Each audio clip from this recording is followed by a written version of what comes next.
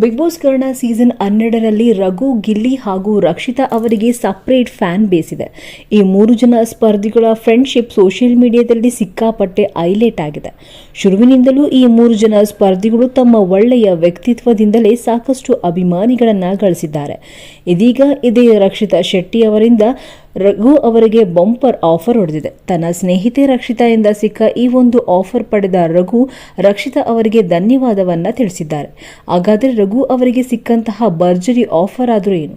ಪ್ರತಿಯೊಂದು ವಿಚಾರವನ್ನ ತಿಳಿಸ್ಕೊಡ್ತೀನಿ. ಅದಕ್ಕೂ ಮುನ್ನ ಕನ್ನಡ ಬಿಗ್ ಬಾಸ್ ಸೀಸನ್ 12ರ ಪ್ರತಿಯೊಂದು ಅಪ್ಡೇಟ್ಸ್ಗಳಿಗಾಗಿ ಈ ಕೂಡಲೇ ನಮ್ಮ ಚಾನಲ್ ಅನ್ನು ಸಬ್ಸ್ಕ್ರೈಬ್ ಆಗಿ.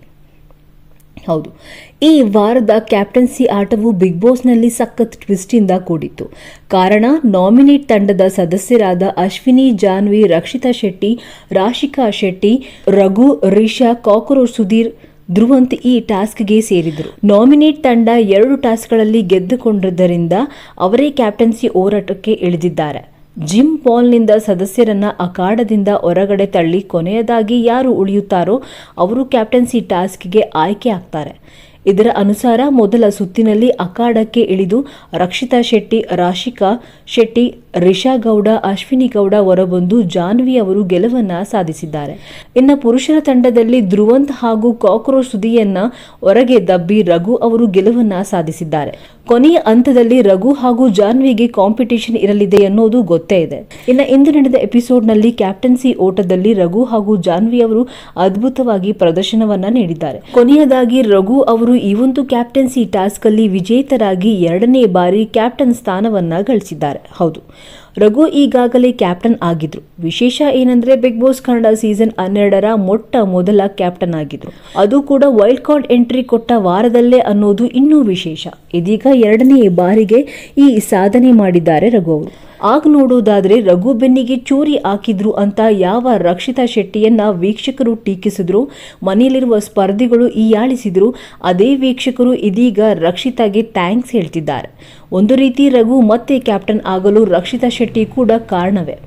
ರಘು ಸೇಫ್ ಟೀಮ್ನಲ್ಲಿ ಇದ್ರು, ಕ್ಯಾಪ್ಟನ್ ರೇಸ್ನಲ್ಲಿ ಬರ್ತಿರ್ಲಿಲ್ಲ ಅನ್ನೋದು ವೀಕ್ಷಕರ ಅಭಿಪ್ರಾಯ. ಇದೀಗ ತನ್ನ ಸ್ನೇಹಿತೆ ತೆಗೆದುಕೊಂಡ ಡಿಸಿಷನ್ ಇಂದ ರಘು ಅವರು ನಾಮಿನೇಟ್ ತಂಡಕ್ಕೆ ಸೇರಿ ನಾಮಿನೇಟ್ ತಂಡದಲ್ಲಿರುವ ಎಲ್ಲ ಸ್ಪರ್ಧಿಗಳನ್ನ ಸೋಲಿಸಿ ಇದೀಗ ಮತ್ತೆ ಕ್ಯಾಪ್ಟನ್ ಆಗಿದ್ದಾರೆ. ಇದು ರಘು ಅವರಿಗೆ ಬಂಪರ್ ಆಫರ್ ಹೊಡೆದಂತಿದೆ. ಹೌದು, ಈ ವಾರನೂ ಕೂಡ ರಘು ಅವರು ಸೇಫ್ ಆಗಲಿದ್ದು ಮುಂದಿನ ವಾರಕ್ಕೂ ಕೂಡ ಇಮ್ಯುನಿಟಿಯನ್ನ ಪಡೆದುಕೊಂಡಿದ್ದಾರೆ. ಇನ್ನು ಸೋಷಿಯಲ್ ಮೀಡಿಯಾದಲ್ಲಿ 2ನೇ ಬಾರಿ ರಘು ಕ್ಯಾಪ್ಟನ್ ಆಗಿದ್ದಾರೆ. ಇದು ನಿಜಕ್ಕೂ ಕೂಡ ಮೆಚ್ಚುಗೆ ಪಡುವಂತಹ ವಿಷಯ. ಒಂದು ರೀತಿ ರಘು ಕ್ಯಾಪ್ಟನ್ ಆಗೋದಕ್ಕೆ ರಕ್ಷಿತಾನೇ ಕಾರಣ. ರಕ್ಷಿತಾ ಅವರಿಗೆ ಥ್ಯಾಂಕ್ ಯು ಸೋ ಮಚ್ ಎಂದು ಕಮೆಂಟ್ಸ್ ಮಾಡುವುದರ ಮೂಲಕ ಅಭಿಮಾನಿಗಳು ತಮ್ಮ ಅಭಿಪ್ರಾಯವನ್ನ ವ್ಯಕ್ತಪಡಿಸುತ್ತಿದ್ದಾರೆ. ಹೌದು, 4ನೇ ವಾರಗಳಲ್ಲಿ 2ನೇ ಬಾರಿಯ ನಾಯಕರಾದ ರಘು ಅವರಿಗೆ ಅಭಿನಂದನೆ. ಸೋಷಿಯಲ್ ಮೀಡಿಯಾದಲ್ಲಿ ರಕ್ಷಿತಾ ಅವರ ಡಿಸಿಷನ್ ಬಗ್ಗೆ ಸಿಕ್ಕಾಪಟ್ಟೆ ಆಕ್ರೋಶವನ್ನ ಹೊರಹಾಕುತ್ತಿದ್ದರು. ತಪ್ಪಾಗಿ ಡಿಸಿಷನ್ ಅನ್ನು ತೆಗೆದುಕೊಂಡು ರಘು ಅವರನ್ನ ನಾಮಿನೇಟ್ ಮಾಡಿದ್ದು ರಕ್ಷಿತಾ ಅವರ ತಪ್ಪು ಎಂದು ಅಭಿಪ್ರಾಯವನ್ನ ತಿಳಿಸ್ತಾ ಇದ್ರು.